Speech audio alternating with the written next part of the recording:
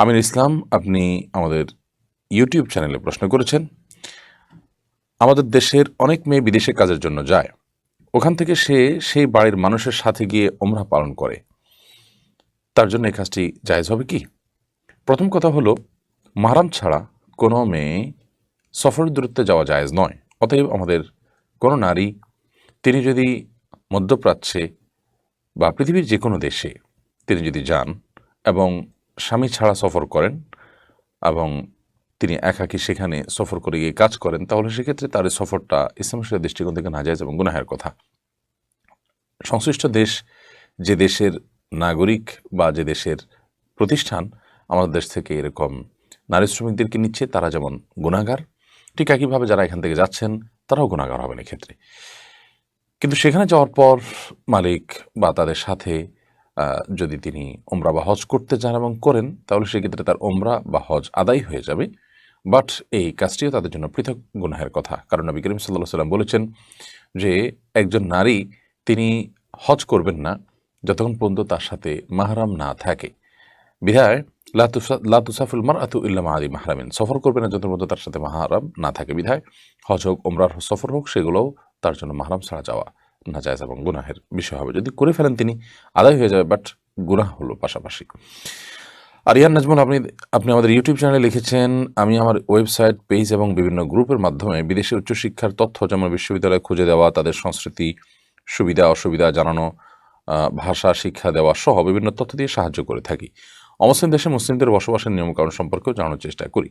এই জন্য আমি অর্থ গ্রহণ করি। এভাবে উপার্জন করা জায়েজ হবে কি?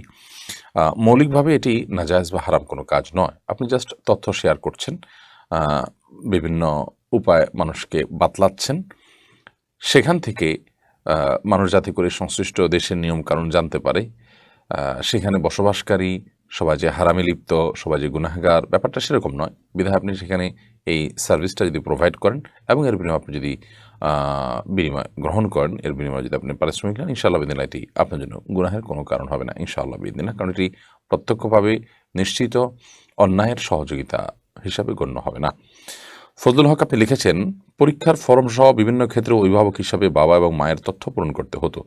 হাইকোর্টের এক রায়ের ফলে এখন থেকে মায়ের তথ্যই যথেষ্ট। বিষয়টাকে কিভাবে দেখেন?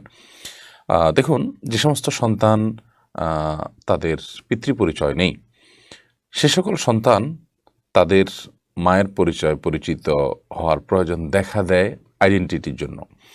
আবার অনেক সময় দেখা যায় বাবা সন্তান জন্ম দিয়েছেন ঠিকই বৈধভাবেই, বাট এরপর থেকে তার কোনো হদিস থাকে না, লাপাত্তা হয়ে যান এবং সন্তানকে কোনো দায়িত্ব পালন করতে চান না। আমরা ইসলামের শরিয়ার কথা যদি বলি, তাহলে ইসলামের শরিয়ার দৃষ্টিকোণ থেকে সন্তান সর্বাবস্থায় বাবার দিকেই সম্বন্ধ হবে এবং বাবাই হবেন সন্তানের মূল অভিভাবক। কোনো কারণে বাবা নাই, তাহলে সেক্ষেত্রে ইসলামের শরিয়ার দৃষ্টিকোণ থেকে দ্বিতীয় অভিভাবক হবেন সন্তানের দাদা কিংবা বড় ভাই কিংবা চাচা, অন্য যারা আছেন ধারাবাহিকভাবে তারা। মা, তিনি সন্তানের সবচেয়ে আপন এবং সবচেয়ে কাছের মানুষ, কিন্তু অভিভাবকত্বটি একটা দায়িত্বের বোঝা, এটি আল্লাহ রাব্বুল আলামিন মায়ের উপর চাপান নাই। এখন এই ধরনের রায়ের ফলে যেটি হতে পারে আমাদের শঙ্কা, সেটি হলো এই রায়ের ফলে আমাদের সমাজে এমনিতেই ব্যভিচারের পরিমাণ দিন দিন বেড়ে চলেছে। এ রায়ের ফলে ব্যভিচার এর পরিমাণ আরও বেড়ে যায় কিনা এবং সেটাকে মানুষ স্বাভাবিক মনে করে কিনা, সেটি একটা বড় প্রশ্নসাপেক্ষ বিষয়। এই আশঙ্কাটা খুব জোরালোভাবে দেখা যাচ্ছে। আমার তো মনে হচ্ছে যে অভিভাবক হিসাবে সন্তানের পড়ালেখা, কাগজপত্র, অন্যান্য বিষয় আশা করার ক্ষেত্রে বাবার ঘরে বাবা রেখে মা অন্যান্য কাজ করতে পারার কথা। বাবা না থাকলে তৎপরবর্তী অভিভাবক, কিন্তু তাদের অসহযোগিতা ইত্যাদির নানা আশঙ্কা আছে। সেই জায়গা থেকে একান্ত অনন্য উপায় হলে মাকে অভিভাবক হিসাবে রাখা যেতে পারে, কিন্তু সাধারণভাবে বা ঢালাওভাবে বাবার জায়গায় মা অভিভাবক হলেই চলবে, এই বিষয়টি আমার মনে হয় যে ব্যভিচারকে উস্কে দেয় কিনা। আল্লাহ তাআলা আমাদেরকে হেফাজত করুন। রহিমা আক্তার, আপনি লিখেছেন, আমার একটা সন্তান আছে, সে সন্তানের কথা গোপন রেখে দ্বিতীয় বিয়ে করেছি, 7 বছর হল। এখন আমি দ্বীনের বুঝ পেয়েছি, আগের সন্তানের কথা স্বামীকে জানালে আমাকে তালাক দিয়ে দিবে, না জানালে সত্য গোপনের গুনাহ হবে। এই অবস্থা আমার করণীয় কি? প্রথম কথা হলো যে আপনার বিয়ে তো হয়ে গেছে এবং আপনার স্বামীর কাছে আপনি যদি এটা আগে গোপন করে থাকেন, তাহলে সেক্ষেত্রে আপনি গুনাহ কথা তখনই গুনাহ করেছেন, অন্যায় করেছেন। আপনি এর জন্য আল্লাহর কাছে ইস্তেগফার করবেন, ক্ষমা প্রার্থনা করবেন। এখন নতুন করে জানাতে গেলে যদি সমস্যা তৈরি হয় তাহলে সেক্ষেত্রে আপনার জানার প্রয়োজন নেই, বিশেষ করে স্বামী কখনো জানার আশঙ্কা যদি না থাকে। বাট তিনি যদি একসময় জেনে যাবেন এমনটি মনে হয় তাহলে সেক্ষেত্রে আপনার এই লুকিয়ে রাখার তো কোনো মানে হয় না।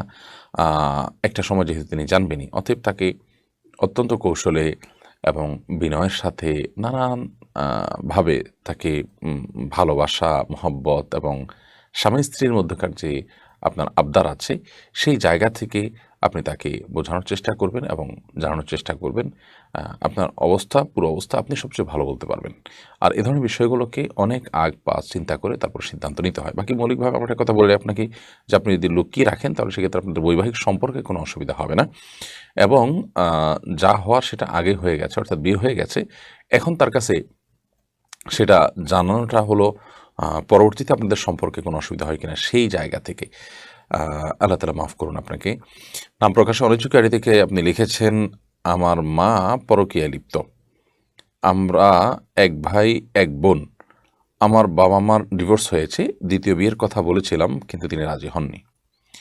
আম্মুর পরকীয়ার ব্যাপারটা জানার পর বিষয়টা নিয়ে আমি তার সাথে অনেক খারাপ ব্যবহার করে ফেলেছি, কিন্তু আম্মু এখনও সঠিক পথে আসছে না। এখন আমার করণীয় কি? আল্লাহ মাফ করুন, যদি এরকম অবস্থা হয় তাহলে সেক্ষেত্রে মায়ের বিচারের দায়ভার আপনারা নিজেদের কাঁধে তুলে নেবেন না, কিন্তু অবশ্যই আপনি আপনার নিকটাত্মীয় যারা আছেন, সিনিয়র যারা আছেন, যাদের মাধ্যমে মার সংশোধন হতে পারে তাদের মাধ্যমে আপনি অবশ্যই তাকে সংশোধনের জন্য আপ্রাণ চেষ্টা করবেন। সেটি আপনার অব্যাহত রাখা উচিত এবং মায়ের প্রতি অবিচার করে থাকলে বা খারাপ ব্যবহার, দুর্ব্যবহার করে থাকলে সেটা আপনি হয়তো ন্যায্য কারণে বলেছেন, কিন্তু কারণ ন্যায্য হলেও আপনি ব্যবহার করাটা কখনো আপনার জন্য ন্যায্য নয়। বিদায় সেটির কারণে আপনি তার কাছে ক্ষমা চেয়ে নেবেন এবং আল্লাহর কাছেও মাফ করবেন। সৌদা বিনতে হায়দার আপনি লিখেছেন, আকিকার জন্য 7 দিন কিভাবে হিসাব করব? শিশু দিনে হলে কিভাবে হিসাব করতে হবে আর রাতে হলে কিভাবে হিসাব করতে হবে? দারুণ প্রশ্ন। মূলত চন্দ্রবর্ষ অনুপাতে দিন আগে নয় বরং রাত আগে আসে, যার কারণে সন্ধ্যা থেকে দিনের হিসাব শুরু হবে। ধরুন বৃহস্পতিবার সন্ধ্যা থেকে আপনি হিসাব শুরু করছেন, তাহলে সেক্ষেত্রে বৃহস্পতিবার দিবাগত রাত বা সন্ধ্যা যেটা, এটি শুক্রবারের রাত, যেহেতু রাত আগে আসে, অতএব শুক্রবার শুরু হয় বৃহস্পতিবার দিবাগত সন্ধ্যা থেকে, আবার শনিবার শুরু হয় শুক্রবার দিবাগত সন্ধ্যা থেকে। ঠিক এই জন্য সন্তান যেই যদি রাতে জন্মগ্রহণ করে তাহলে সেক্ষেত্রে সেটি যে এই রাতের পরবর্তী যে বারটা, ওই বারের অধীনে বা সেই দিনের অন্তর্ভুক্ত হিসাবে গণ্য হবে। আর যে বারে জন্মগ্রহণ করেছে সে বারের আগের বারে আকিকা দিবেন, তাতে সপ্তম দিন হবে। 7 দিন পর নয়, বিষয়টা সপ্তম দিন। অতএব আপনার সন্তান ধরুন জুমাবারে জন্মগ্রহণ করেছে, তাহলে পরবর্তী বৃহস্পতিবার যেটি, সেদিন হবে সপ্তম দিন এবং আকিকার দিন। এম এ রাজু আহমেদ আপনি লিখেছেন, আমাদের সমাজে 2টো মসজিদ, একটি পুরনো এবং ছোট হওয়ার কারণে আমরা পাশে একটি বড় মসজিদ তৈরি করি। ছোট মসজিদটি ব্যবহৃত হচ্ছে না, সেটা ভেঙে আমরা কবরস্থান তৈরি করতে চাই, তা করা যাবে কিনা? কোনো জায়গা যদি মসজিদ হিসাবে নির্ধারিত হয়ে যায়, কেউ মসজিদের জন্যই ওয়াকফ করে থাকে, সেটাকে কবরস্থানে পরিবর্তিত করা যাবে না। মসজিদের পাশে আরেকটা মসজিদ করা হয়েছে বলেছেন আপনি, এই মসজিদটাকে এক্সটেনশন করা যেত। যদি এক্সটেনশন করার মতো সেরকম পরিস্থিতি না থাকে তাহলে সেক্ষেত্রে 2টা মসজিদই থাকবে, 2টা মসজিদই ব্যবহার হবে। কোনোটার জন্য ডিস্টার্বের কারণ যেন না হয় সেদিকটি খেয়াল রাখতে হবে। যদি সেটা সম্ভব না হয় কোনো কারণে, তাহলে ছোটো মসজিদটি যেটি ব্যবহৃত হচ্ছে না সেটাকে আপনার বন্ধ করে রাখবে এবং সেটিকে অন্য কোনো কাজে রূপান্তর করা যাবে না। আমরা মসজিদে নববীতে যদি যেয়ে থাকি কেউ, তাহলে আমরা জানি যে মসজিদে নববীতে মদিনাতে মসজিদে নববীর আশেপাশে অনেকগুলো ছোটো ছোটো মসজিদ আছে। মসজিদে গাম্মামা আছে, কয়েকটা ছোটো ছোটো মসজিদ আছে। নবী করিম সাল্লাল্লাহু আলাইহি ওয়াসাল্লাম এগুলোতে সালাত আদায় করেছেন। তো এই ছোটো ছোটো মসজিদগুলো কিন্তু আজও ওইভাবেই বহাল রাখা আছে। সেজন্য ফারিহাই আপনি ইউটিউব চ্যানেলে আমাদের প্রশ্ন করেছেন, আমার স্বামী একজন প্রবাসী, রাগের মাথায় সে কয়েক মাস আগে আমায় এক তালাক দেয়। রাগ কমে গেলে সে তার ভুল বুঝতে পারে, এখন আমাদের করণীয় কি? দেখুন, যদি সে রাগের মাথায় তালাক দিয়ে থাকে তাহলে সেক্ষেত্রে এখন সে তালাকটি যথাযথ হয়নি সেটি যদি তিনি জানতে পারেন তাহলে সেক্ষেত্রে এখন তিনি প্রত্যাহার করে নেবেন। এই প্রত্যাহারটা মৌখিক প্রত্যাহার হতে পারে, আচরণগত প্রত্যাহারও হতে পারে। এবং যেহেতু এটা আপনি বলছেন যে কয়েক মাস আগে, সেহেতু আমি জানতে চাইব যে কয়েক মাস বলতে কত? যদি 3 মাসের মধ্যে থাকে তাহলে সেক্ষেত্রে তিনি প্রত্যাহার করে নিলেই হয়ে যাবে। আর যদি 3 মাসের বেশি হয়ে যেয়ে থাকে তাহলে সেক্ষেত্রে আর সম্পর্ক আপনাদের মধ্যে নেই। এর মধ্যে ৩ মাসের মধ্যে আর প্রত্যাহার করেন না, এক তালাক দিয়ে এভাবে পড়েছিলেন, ৩ মাস পার হয়ে গেছে, তাহলে সম্পর্ক আপনাদের মধ্যে নাই। এরকম অবস্থায় এখন আপনারা চাইলে নতুন করে বিয়ে পড়িয়ে স্বামী স্ত্রী হিসাবে নতুন করে মোহর ধার্য করে আবার আপনারা সংসার করতে পারেন সরাসরি। যেহেতু আপনাদের মাত্র একটি তালাক হয়েছে, চূড়ান্ত বিচ্ছেদ হয়ে যায়নি। তিনটা বার যদি আপনাদের তালাক হয়ে যায়, তাহলে সেক্ষেত্রে আর আপনারা একসাথে সংসার করার মতো সুযোগ কিন্তু থাকবে না। আপনার অন্যত্র বিয়ে হলে, সে স্বামী মারা গেলে কিংবা তার সাথে বিচ্ছেদ হলে তালাক পর্যন্ত।